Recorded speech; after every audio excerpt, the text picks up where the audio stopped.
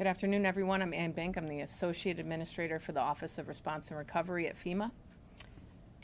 Thank you for joining us here today and for your continued attention to Florida, as well as South Carolina, and all the people impacted by Hurricane Ian. I also want to thank the dedicated leaders standing up with me here today. The partnerships across the federal family enable our effective response to this disaster and ensures Floridians and South Carolinians get the help they need during these unimaginably difficult times. Our hearts are with Floridians as they endeavor on this long and difficult recovery. And our resolve has never been stronger. Together, we will rebuild from this tragedy, and we will be there until the work is done. This morning, Administrator Criswell traveled to Florida to meet with Governor DeSantis to survey the damage and assess what other assistance may be necessary to support the needs of individuals as they recover. I would also like to echo Administrator Criswell's thanks for Governor DeSantis and Florida's Director of Emergency Management, Kevin Guthrie, for their leadership during this difficult time. Before I provide an informational update and an operational posture here at FEMA, I'd like to kick it over to the National Weather Service for Director Ken Graham's update. Yeah, appreciate that introduction and that update. Got the latest information. I'm Ken Graham, Director of the Weather Service. First of all, I wanted to say just appreciate the relationship with FEMA, the Coast Guard, the Corps, National Guard. It's just when you in these disasters, we do come together as a family and we get these things done. Unfortunately, we've been coming together too often in recent years. Wanted to give you the latest information on Hurricane Ian. I got the latest just a minute ago. It's just a brand new update. Still 85 miles per hour. It's right on the coast. It's really getting pretty close to the coast of South Carolina. It was moving north at 14, now at 15 miles an hour. It's continuing to get a little faster. So its forward movement is getting faster, and that'll continue as we work our way inland. Now, it's just really important to realize it's not just that center point. It really is it's been a large storm for most of its lifetime. Hurricane force winds extend out 70 miles, and the latest I saw, tropical storm force winds about 275 miles out from the center. It's big. So it's not just the folks right around the center. There's quite a few communities that see some of these strong winds. I did want to say there's still remaining river flooding back in Florida, and some of that, it's just important that water doesn't drain very fast. So some of those rivers could stay at flood stage, and several locations actually record flood, could be that way for days, even more than a week. So just something to think about with time. But we're not over yet. We're very close to the South Carolina coast. The impacts, winds, the rain bands have already started. There's already been some tornado warnings issued. That's usually on the right front quadrant is where you get 90% of your tornadoes. And so that's as far away as Hatteras, that's far away as communities in North Carolina. So well away from that center. It's really important to think about that. Surge, water is 90% of your fatalities in these tropical systems comes from water. That's why we spend so much time talking about the dangers of water. Isle of Palms to Little River Inlet, 4 to 7 feet of storm surge. Potential storm surge in some of those communities along the coast, 4 to 7 feet in those areas. And that's just not on the beach. That sneaks up rivers, that sneaks up canals, that could get inland as well. So really listen to those local officials and just be really careful in these situations. Not just there. Look how far it goes away from the center. It's just incredible. It's just an important point that we got to make. Little River Inlet to Cape Fear, 3 to 5 feet of storm surge potential. Cape Fear to Duck, North Carolina, 2 to 4 feet. And when I say those numbers, that's inundation. That's above ground. That's water up your pant leg. And I say it almost every one of these media events. I'm 6'5", 6'6", so when I'm talking 7 feet of storm surge, you can see it right here. That's about a foot above my head. Just really important to think of it that way. Rain, inland rain, not just along the coast, but inland rain, 4 to 6 inches in some areas. Some places could get 12 inches of rain from what's left of Ian as we move inland. So that's huge. Charleston, Charlotte, Wilmington, Roanoke, Hatteras, any one of these areas could see significant rain. There's terrain here too. So it's not just ponding water. There's terrain in the Appalachians, the mountains. You can get flash flooding. So even well inland in some of these mountain communities, you can see that fast-flowing water, and it could be incredibly dangerous. So, and the last reminder, those are the direct impacts. They're just a just a strong reminder, the biggest reminder I could give here, it's just dangerous after the storm too. All right, so for communities watching, just you gotta be careful getting outside. There's power lines down, there's debris, just so dangerous to be on the roads. Don't drive your car where water covers the road. Half of those fatalities inland from the flooding, half of those come from driving automobiles into the water. Half of them come from cars. So you got to stay out of the water. And the last one is, generators have become readily available in these communities. I just can't urge this strong enough. Be careful with the generators. When the power's out, know how to use the generator, right? Don't keep them in the house. Don't put a generator in the house. Don't put it by an open window. Don't put it in your garage. It's got to be well away from your house. It's just a dangerous situation. And a lot of these hurricanes have seen more fatalities after the fact, especially with the generators, than we do from the direct fatalities. So it's something to remember as we go through this storm. So I appreciate everybody being here. That's the latest update on the hurricane.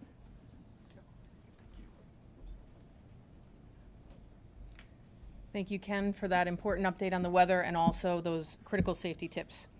As we've just heard, Hurricane Ian still presents an extreme threat to everyone in its path. We're already seeing the impacts of the storm in South Carolina as I speak, and in Georgia as well. Now is the time for the residents impacted to execute their hurricane plans and closely monitor local media for forecast updates and also follow the directions made by local officials. That advice we get from the National Weather Service and the Hurricane Center is what drives those local official alerts. Please follow them. They will keep you safe. All the hazards that we've seen in Florida can impact those further up the coast, just as Ken mentioned. Strong wind, storm surge, flash flooding. Fortunately, the President approved Governor McMaster's request for an emergency declaration for South Carolina last night. This declaration authorizes FEMA to provide emergency protective measures, including direct federal assistance. We urge the residents of South Carolina and everyone in the path of the storm to remain vigilant. For Florida, as we continue to monitor the situation in South Carolina and the overall path of the storm, state and federal search and rescue operations remain underway in Florida. FEMA's urban search and rescue teams are part of a unified effort to conduct operations by air, land, and sea in coordination with our federal partners, as well as state and local officials. As part of this effort, Florida has activated about 5,000 Florida National Guard members, as well as another 2,000 members from other states through mutual aid to help with search and rescue operations and other emergency protective measures. I'll let our Coast Guard colleagues provide an update on their search and rescue efforts as part of this unified command in a later brief. Homeland Security Secretary Mayorkas also activated the DHS Search Capacity Force yesterday. This is comprised of 7,500 members from other federal agencies who can augment our staffing patterns to help us address the response and recovery needs following storms. This will significantly enhance our efforts in Florida as well as up the eastern seaboard as the storm continues to move. Nearly 3,000 federal responders are working in Florida and across the southeast right now, including more than 1,600 FEMA staff that are deployed to support this mission in Florida. I'm immensely grateful to the more than 850 emergency management personnel from other states that have answered the call to help serve storm survivors and communities that need their help through mutual aid. Finally, I'd like to add that our Center for Faith-Based and Neighborhood Partnerships is coordinating closely with national non-governmental organizations such as the National Urban League, AARP, the Methodist Episcopal Church, and national voluntary organizations active in disasters to ensure FEMA and our federal partners have the best on-the-ground information from communities impacted. Thanks to President Biden's swift approval of Florida's major disaster declaration, FEMA assistance is now available to help impacted individuals across designated counties to help jumpstart the recovery. The declaration also enables us to deliver assistance adequate and tailored to meet the needs of our survivors. Today, I'm happy to share that 4 additional counties have been added to the major disaster declaration for assistance, and as we continue to survey damage, we expect that number to grow. I want to once again urge impacted individuals to register for assistance in those declared counties. You can do this by visiting disasterassistance.gov, using the FEMA app, or dialing 1-800-621-FEMA. That's 1-800-621 3362 to start your registration process to get the assistance and the services that you need. In addition to all 67 counties and the Miccosukee tribe, Indians of Florida, and the Seminole tribe of Florida, they're all eligible for emergency protective measures as well, including search and rescue efforts. Before I turn it over to my partners on the stage, I want to remind everyone that this storm is not over yet, as Ken Graham has said. And just because the skies are clear does not mean it's safe. Water can be electrified. There can be other hazards in there. Please stay safe and continue to listen to local officials. Whether it's South Carolina, Florida, Georgia, Puerto Rico, Alaska, we'll be there to support those impacted by disasters. We have the resources, we have the resolve, and we remain ready to lean forward to continue to help those in Florida and elsewhere to jumpstart the recovery. Thank you, and with that, I'll turn it over to Daniel Llargues, who will provide our Spanish language update. Daniel? Thank you so much. Buenas tardes, soy Daniel Llargues. Empezamos con la actualización. La administradora de FEMA, Diane Criswell, visitó el estado de Florida y se reunió con el gobernador del estado y va a también evaluar los daños. Como lo escuchamos del director de NOAA, Ken Graham, Ian todavía presenta una amenaza a las personas en su trayectoria. Estamos viendo los impactos de la tormenta en estos momentos. Ahora es el momento de que los residentes de Carolina del Sur ejecuten esos planes de emergencia que tienen. Todos los peligros que hemos visto en el estado de Florida pueden afectar a aquellos que viven tierra adentro, con fuertes vientos, lluvia, inundaciones y muy peligrosa la marejada ciclónica que puede ser mortal también. Afortunadamente, el presidente Biden aprobó una petición del gobernador McMaster de Carolina del Sur de una declaración de emergencia. Urgimos a los residentes de Carolina del Sur y a todos los que están en la trayectoria de esta tormenta a estar muy atentos a sus desarrollos. Así como continuamos vigilando la situación en Carolina del Sur, la trayectoria del huracán Ian, las operaciones de búsqueda y rescate federales y estatales continúan llevándose a cabo. Tenemos equipos de búsqueda y rescate urbanos, son parte del esfuerzo unificado para llevar a cabo operaciones por aire, tierra y agua, en coordinación con nuestros socios federales, incluyendo a la Guardia Costera de los Estados Unidos, el Departamento de Defensa, el Departamento del Interior y autoridades estatales de Florida y locales también. Y como parte de este esfuerzo, Florida ha activado alrededor de 5,000 miembros de la Guardia Nacional y a 2,000 miembros de otros estados para asistir a la respuesta, incluyendo equipos también de búsqueda y rescate. Nuestros socios de la Guardia Costera proveerán más detalles de sus operaciones en unos momentos. El secretario del Departamento de Seguridad Nacional de los Estados Unidos, Alejandro Mayorkas, ha activado la fuerza laboral adicional con 7,500 miembros de otras agencias federales que están ayudando a suplementar nuestra fuerza laboral en FEMA. Esto aumentará de manera significativa nuestros esfuerzos en el estado de Florida.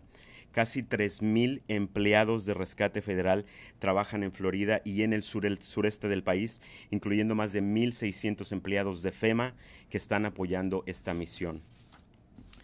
Como lo dijo la asistente Bink, estamos muy agradecidos por el trabajo de más de 850 empleados de manejo de emergencias y otros estados que han apoyado a las personas, a los residentes de Florida, por medio del acuerdo mutuo que tienen de trabajo. El Centro de Municipalidades y Trabajos de Culto está coordinando muy de cerca con organizaciones no gubernamentales como National Urban League, AARP, la Iglesia Metodista Episcopal Africana y otras organizaciones voluntarias activas en desastres para asegurarse de que FEMA, sus socios federales, tengan la mejor información disponible para las comunidades afectadas. Y como lo dijo Ann, le damos gracias a la rápida aprobación de la declaración de desastre mayor por parte del presidente Biden para el estado de Florida. FEMA estamos disponibles para ayudar a las personas afectadas en los condados designados a su recuperación. Esta declaración también nos permite ofrecer asistencia adecuada y adapta a las necesidades de cada comunidad. Hoy me complace compartir que han añadido 4 condados adicionales al estado de Florida a causa del huracán Ian para recibir asistencia. y las evaluaciones de daños van a continuar llevándose a cabo en estos días. También queremos pedirle a todas las personas que fueron afectadas por el desastre que soliciten asistencia en disasterassistance.gov/ES, llamando al 1-800-621-3362 o descargando la aplicación de FEMA. Y además de los 67 condados, también las tribus Miskosuki y la tribu Seminole de Florida también pueden agregarse a esta declaración con protecciones de emergencias. Antes de ceder la palabra a nuestros socios, quiero recordarles que esta tormenta no ha terminado. Aunque vean que ya salió el sol y que hay cielos despejados, el peligro de esta tormenta, de este huracán, continúa. Y podemos darles ejemplos como el tendido de cables caídos, aguas inundadas que pueden ser mortales, y también les pedimos que no salga y que permita que las cuadrillas de trabajo realicen ese trabajo para la recuperación. Ya sea en Florida, Carolina del Sur, Puerto Rico, en Alaska, FEMA estará presente para apoyar los impactos de los desastres. Tenemos los recursos y la determinación para hacerlo. Gracias.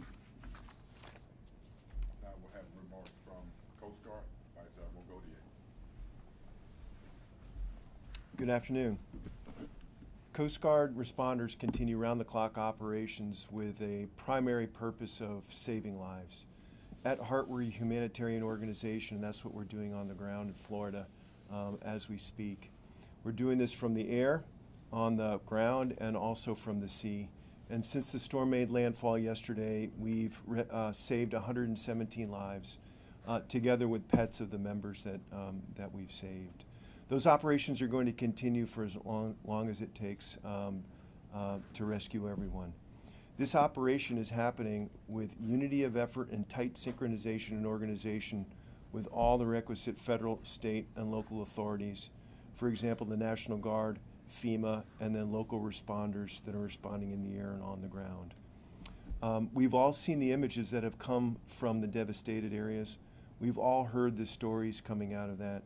And Coast Guard men and women who are operating in Florida are doing so with great sympathy and great fellowship with those who have lost their businesses, may have lost their homes, and even may have lost loved ones. The Coast Guard also has a top priority to reestablish and reconstitute the maritime transportation system. So in the days leading up to storm landfall, the Coast Guard, together with port authorities and the private sector, secured all the ports on the west coast of Florida and then the northeast portion of Florida to be secure as the storm passed through. Now that the storm has passed, we're working as we speak with the Army Corps of Engineers and NOAA to do a rapid survey and assessment of those port areas so we can resume and reconstitute maritime transportation that's so incredibly crucial to trade and making sure that supplies make it into Florida.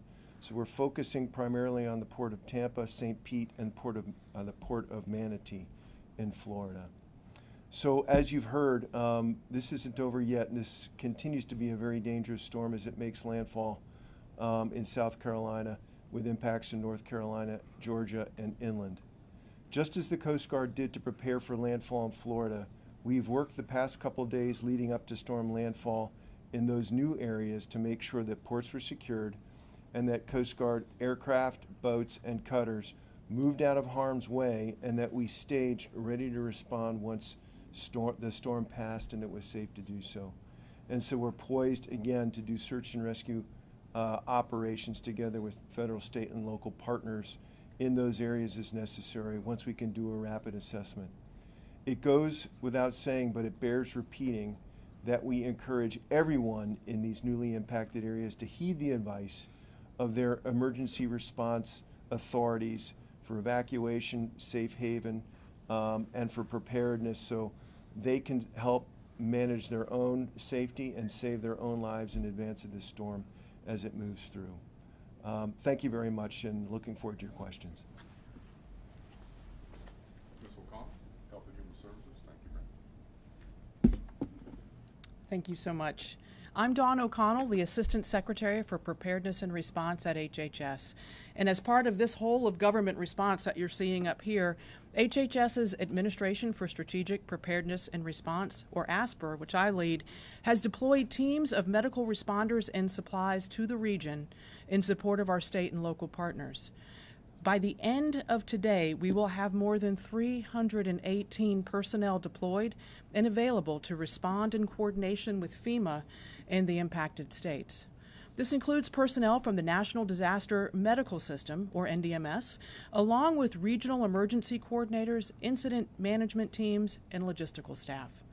Our teams are deployed in Georgia and in Miami, allowing us to be positioned to support any emerging medical needs in Florida and along the East Coast as Ian makes its second landfall in South Carolina. These NDMS teams include physicians, nurses, paramedics, and pharmacists who can assist hospitals with the triage and treatment of patients. They can provide medical support for people found by urban search and rescue. They provide medical and public health support to those relocated to emergency shelters, including to shelters serving special needs populations. And they can provide pharmaceutical support and resupply for ambulance strike teams. These teams are coming equipped with 52 tractor trailers holding approximately 520,000 pounds of medical supplies and equipment that can head right into the areas with the most need so they don't have to worry about securing equipment or supplies on their way in. Beginning tomorrow, one of these teams will deploy to Sarasota Memorial Hospital in Venice, Florida, to provide hospital decompression support. And on September 26, Secretary Becerra declared a public health emergency for Florida in response to the hurricane. We also activated HHS Empower program, which is a partnership between ASPR and the Centers for Medicare and Medicaid Services to identify Medicare beneficiaries who rely on electricity-dependent durable medical equipment and certain healthcare services such as dialysis, oxygen tanks, or home health to help anticipate, plan for, and respond to the needs of these at-risk citizens in the impacted areas. We continue to work in close collaboration with FEMA and our other partners, and we are committed to helping respond to the health-related impacts of the storm. We will provide all the support we can to help these communities in need. So if you are a hospital or a healthcare system, long-term care facility, assisted living facility, and you need help, please let us know. We've got teams on the ground ready to assist. Thanks so much. Thank you, ma'am. Major General. Thank you. U.S. Army Corps of Engineers. Good afternoon. I'm Major General Butch Graham from the United States Army Corps of Engineers. The Army Corps is well postured to support FEMA both in Puerto Rico, Florida, and South Carolina. We are certainly standing ready to provide public works and engineering support and also to coordinate long-term infrastructure recovery. Simply put, we are leaning forward. USACE has more than 50 specially trained response teams supported by pre-awarded emergency contracts that allow us to perform that wide range of public works and engineering related support. In Florida right now we have 600 professionals, that's Corps of Engineers, civilians, our military, and our contracting partners moving generators forward to assist the state of Florida to provide emergency power. We're assisting the state of Florida to provide assessment of the infrastructure. Many of you have seen the pictures on media that shows what's been damaged. We're providing backstop support. Currently, we're working on 9 hospitals, as well as helping Lee County determine where its water distribution system is currently leaking. And then finally, we've got great partnerships with our tribal partners down in Florida. We've been asked by the Miccosukee tribe to assist them on a canal that's currently flooding, and we've got engineers on site and pumps leading or moving to that location. Ma'am, thank you for your time here today. All right, thank you. And with that, we'll take questions. Hi there, I'm Nicole Skang with CBS News. Thank you so much for conducting this briefing. If you'll indulge me, I have a question for you, Assistant Administrator and Vice Admiral Gautier, and Director Ken Graham. Assistant Administrator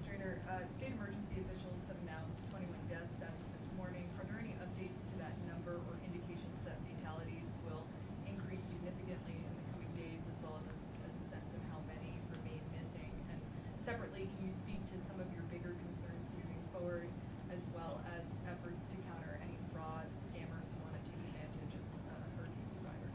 Absolutely. To the first question, the state is the source of that information, so that is the latest information at this time.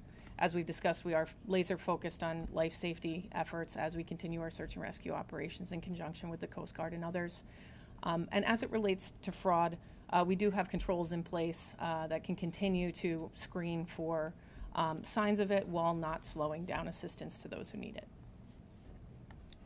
And Vice Admiral Gautier, can you speak to some of the challenges of conducting rescue missions given the level of decimation, in some cases, water that has risen beyond the roof of a home? And, right now District 7 is handling recovery efforts in Puerto Rico, rescue efforts in Florida, and preparations in South Carolina. How has the Coast Guard adjusted to meet this sort of incredible need? Yeah, well, thanks. Land-based urban search and rescue does present quite a challenge. You'll have down power lines, the infrastructure's damaged, people might be trapped in homes. And so the first thing that we do is just make sure that we've got really tight coordination with all of the responders that are working. So in any given area, you might have Coast Guard operating together with National Guard forces from Florida and also mobilized from outside of the area.